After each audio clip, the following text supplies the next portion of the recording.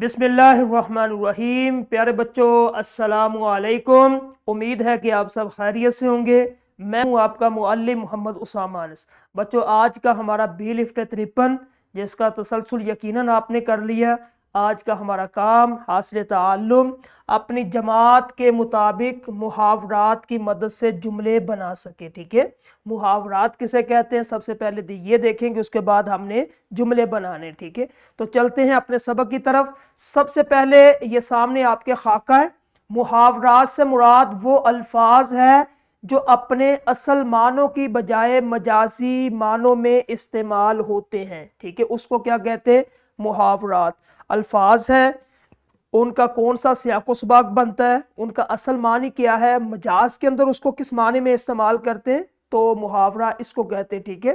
ایک عام سی مثال ہے آنکھ بند ہونا، ٹھیک ہے۔ ان الفاظ کو سن کر آپ کے ذہن میں کیا تصویر ابھرتی ہے کہ جس طرح یہ آنکھ کی تصویر بھی بنی ہوئی ہے، آپ کے نزدیک یہ ہوگا کہ آنکھ بند ہو گئی ہے، ٹھیک ہے۔ لیکن اس سے مراد یہ ہوتا ہے کہ مر جانا یا وفات پا جانا، یہ محاورہ ہے، ٹھیک ہے۔ حقیقی معنی کیا؟ سو جانا، ٹھیک ہے۔ جس طرح یہ سامنے مثال ہے آنکھ بند ہو جانا، اس کا حقیقی معنی سطحی مطلب کیا؟ سو جانا، آنکھ بند ہو جانا، سو جانا، ٹھیک ہے۔ لیکن جب ہم اس کو مجاز کے اندر لے کے آئیں گے، اس کا کیا معنی ہوگا؟ مر جانا یا وفات پا جانا۔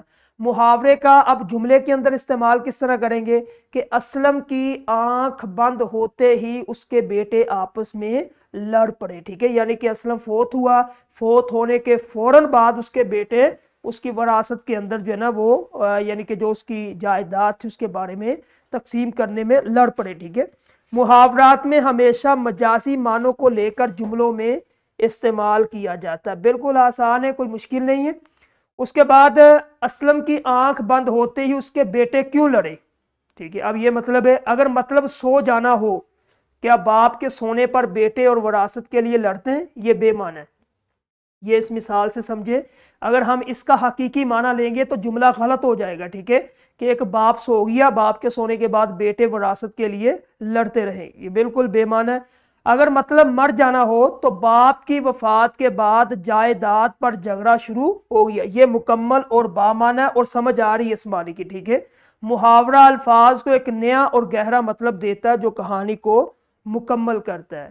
محاورات، اب یہ سوال ہے کہ ہماری زبان کو کیا دیتے؟ سب سے پہلے عام بات کو دلکش انداز میں پیش کرنا، خوبصورتی، گہرائی کے کم الفاظ میں بہت بڑا اور گہرا مطلب چھپا ہوتا ہے اس محاورے کے اندر۔ زبان کی اصل روح اور ثقافت کو سمجھنا، یعنی کہ کم الفاظ میں آپ بہت بڑی بات کہہ دیتے، جس طرح یہ آپ کے پاس ایک مثال تھی آنکھ بند ہونا۔ اس مثال سے ہی آپ اندازہ لگائیں کہ آنکھ بند ہونا ہم لیتے ہیں، اس سے مراد ایک خوبصورتی ہے۔ ایک بندہ ہوتا ہے کہ وہ بندہ مر گیا، اسلم فوت ہو گیا، ٹھیک ہے، یہ ایک عام ہے، عام فہم ہے، ہر بندہ اس کو استعمال۔ لیکن جب آپ استعمال کریں گے کہ اسلم کی آنکھ بند ہوگی، ٹھیک ہے، تو یہ ایک جملہ ایک اچھا ہوگا اور اس کے اندر یہ تینوں خوبیاں جو اس سلائیڈ میں آپ کو نظر آ رہی ہے، خوبصورتی بھی ہوگی، گہرائی بھی اور پہچان بھی، ٹھیک ہے۔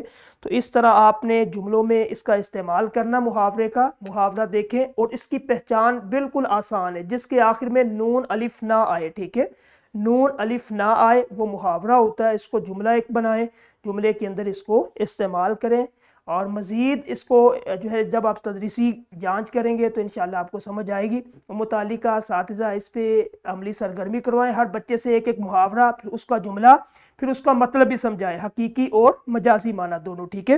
تو یہ آج کا ہمارا لیکچر ختم ہوا، کل انشاءاللہ ایک نئے لیکچر کے ساتھ ملیں گے۔ السلام علیکم۔